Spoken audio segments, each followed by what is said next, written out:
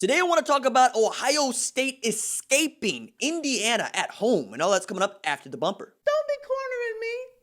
Hold up. Time. You gotta help me with that corner shit. What's up, kid folk? It's RJ Young. I am not on a step mill. Consider hitting the like and subscribe button because I upload a video every single day. It's always college football related, sports related. We have a good time. Today, I want to talk about Ohio State narrowly defeating Indiana 42-35. A lot of different angles that people are going to take with this game.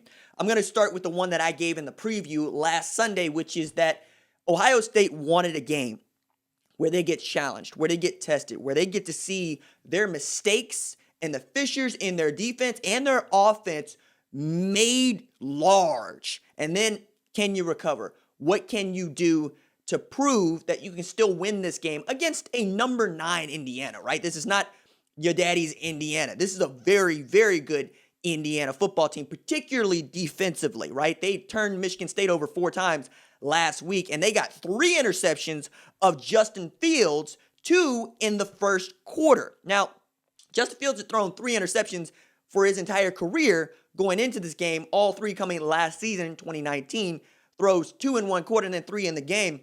You come to understand 2 things. One, y'all act like Jesus Christ never threw an interception. It's a joke, and if you watch Major League, you've seen that joke. But you also get to see what it looks like for Justin Fields not to be at his best. And how did he look? Stat sheet says 18 of 30, 2 TDs, 3 picks, 300 yards.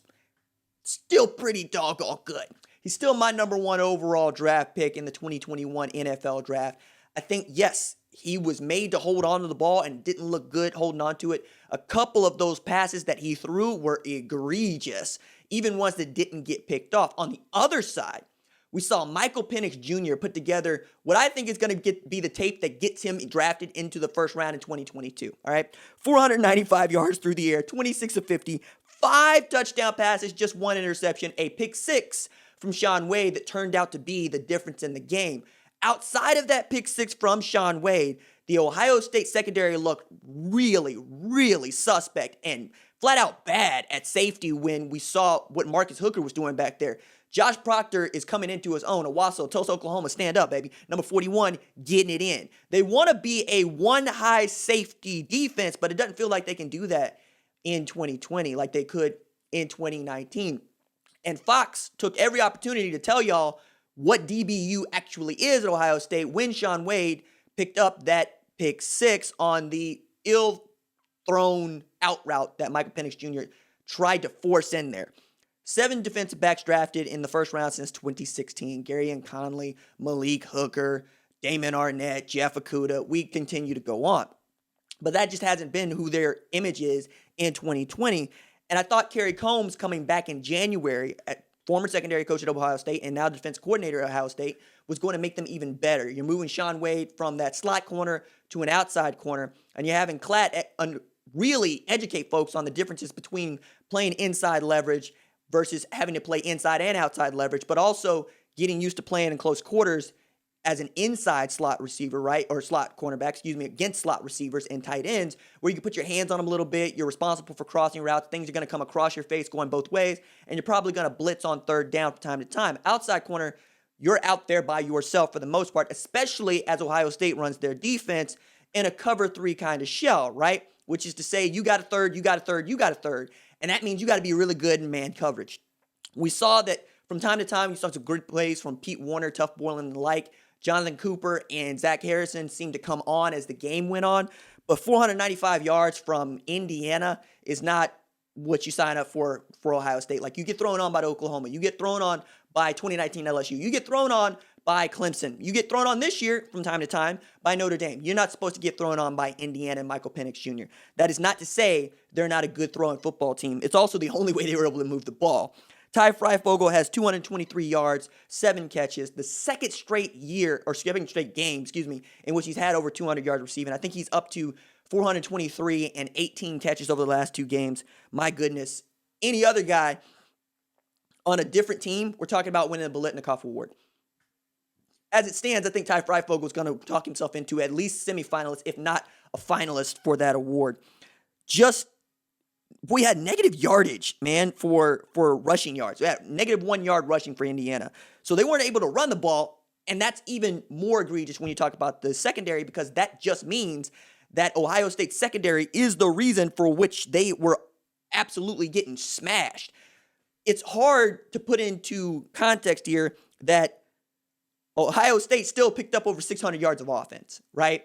They played mediocre football, particularly in the first half, and still managed to put up 600 yards of offense, like 389 in the first half. And then, well, they even played worse in the second half, now that I think about it, with only 2 touchdowns, right? And you're also talking about getting away from running the football. I think Ryan Day learned as much about his offense as we did today, and what Master Teague is able to do when he's healthy, even trusting Trey Sermon a little bit more down the stretch, and that offensive line starting to come into its own and starting to have a couple of guys there that we expect to get drafted in the first round. Master Teague goes 26 carries for 169 yards with 2 tutties. I mean, if you had him in daily fantasy, you probably had a really outstanding day. 6 of 13 for Ohio State on third down. That's not what you want, particularly against an Indiana defense where you could have success running the football.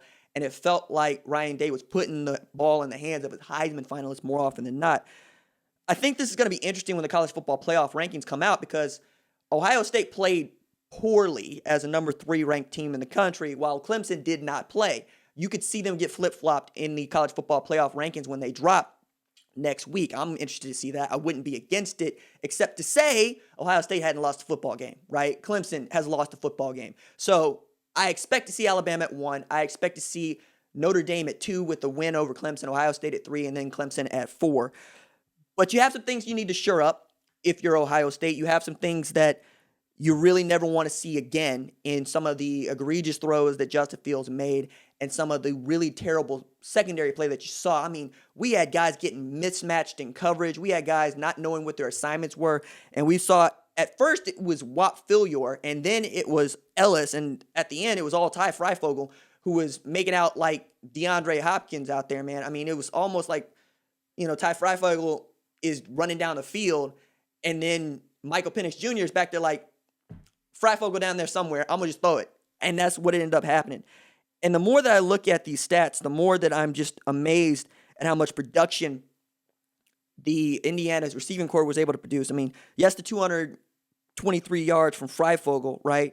But you also get 89 from, Miles Marshall. And you get another 56 on 6 catches from Philyor.